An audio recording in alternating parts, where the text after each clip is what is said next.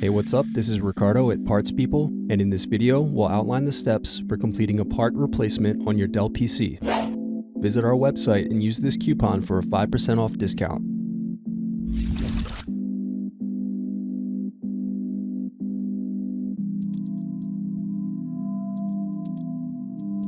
Unscrew and remove bottom base.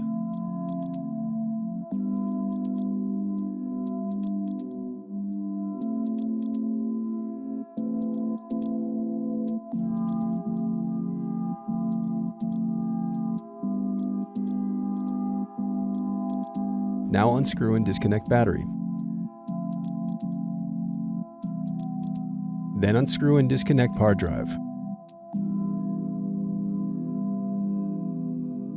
Now unscrew and disconnect input-output board.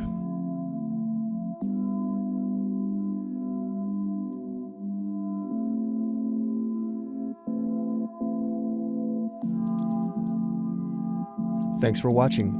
Don't forget to like and subscribe if you enjoyed this video. And if you need more, check out this playlist to watch other tutorials for your laptop. You can also click here to find parts for your laptop at partspeople.com.